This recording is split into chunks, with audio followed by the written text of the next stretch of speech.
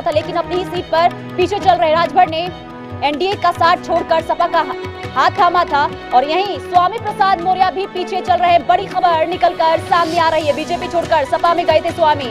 और बातचीत कर लेते हैं, हमारे साथ सुनील जी जुड़े हुए। एक कहे यहाँ पे झटका लगा है ओम प्रकाश राजभर को। बिल्कुल, देखिए इस सुबह से हम कह रहे हैं कि इस चुनाव के सबसे बड़े मीडिया में छाए हुए व्यक्ति अगर कोई थे तो ओम प्रकाश राजभर। एक तरह से बड़बोले नेता हम उनको कह सकते हैं, और बड़े बड़े बयान उन्हें दिए थे, बड़े बड़े दावे किए थे।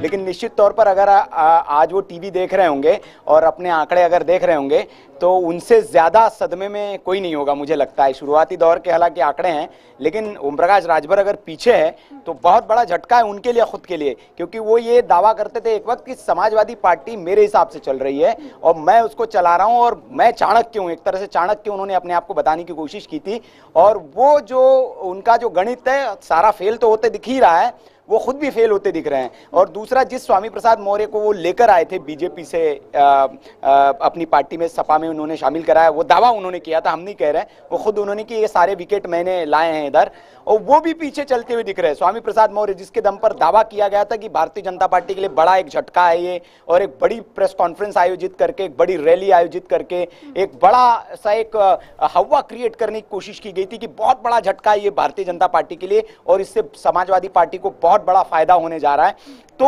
वो स्वामी प्रसाद मौर्य भी फिलहाल पीछे चल रहे हैं। तो ये दो बड़े झटके हैं दोनों नेताओं के लिए, और जाहिर तौर पर जो भारतीय जनता पार्टी के समर्थक है उनके लिए खुशी की खबर होगी। वो इसको शेयर जरूर कहेंगे, कह के कि देखिए वही लोग हैं जो बीजेपी छोड़ के गए थे और बड़े बड़े दावे कर रहे थे कि हम बीजेपी में ये कर देंगे वो कर देंगे, और आज इनका हाल क्या हुआ है। क्योंकि पहले से वो कहते थे कि जो बीजेपी छोड़ के गया उनका हाल बहुत बुरा हुआ है। तो ये उनके लिए अच्छी खबर है, शेयर करने वाली खबर है, तो शेयर जरूर करेंगे उसको। और इसी बीच जिस तरीके से चुनाव प्रचार के दौरान तमाम पार्टियों ने बयानबाजी खूब की, और राजभर की जिस तरीके से आपने खुद कहा कि बातें बहुत बड़ी बड़ी करते थे, लेकिन उसका असर भी यहाँ पर होता हुआ नजर नहीं आ रहा है। नहीं, ये देखिए, ये चुनाव जो होता है कोई भी राजनीतिक दलों के लिए, चुनाव के बाद, हार जीत के बाद एक मंथन का दौर होता है। कितनी ईमानदारी से आप विश्लेषण करते हैं, कितनी ईमानदारी से मंथन करते हैं, ये राजनीतिक दलों के ऊपर निर्भर करता है।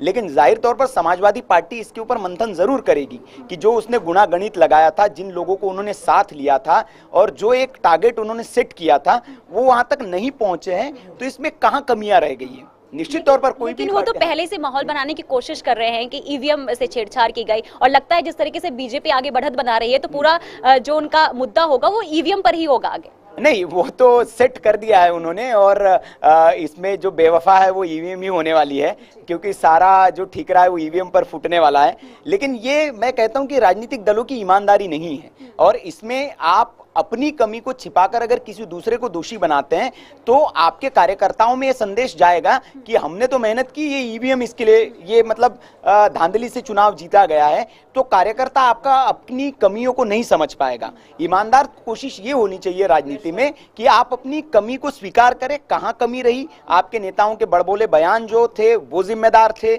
आपके गठबंधन में जिस तरह मुख्तार अंसारी के बेटे ने, मैं कह रहा हूं और पहले दिन से हम कह रहे हैं कि वो बयान बहुत डैमेज करेगा समाजवादी पार्टी को, और किया है कि अधिकारियों से हम हिसाब करेंगे, 6 महीना वही रहेंगे। आपके नेता इस तरह के बयान देते हैं। समाजवादी पार्टी के कई नेता जो पुलिस वालों को धमकाते हुए नजर आए, उनके साथ जिस तरह से बर्ताव करते नजर आए, क्योंकि कानून व्यवस्था बड़ा मुद्दा थी उत्तर प्रदेश के चुनाव में, और कानून व्यवस्था में लगे हुए लोगों के साथ अखिलेश यादव खुद, उनका एक बयान बड़ा है, ए पुलिस, वो जो उनका बिहेवियर था वो मुझे लगता है कि इस चुनाव में जनता ने ये सब देखा, और सपा का भी जो वोटर था, जो समाजवादी पार्टी को वोट करने जाने वाला था, उस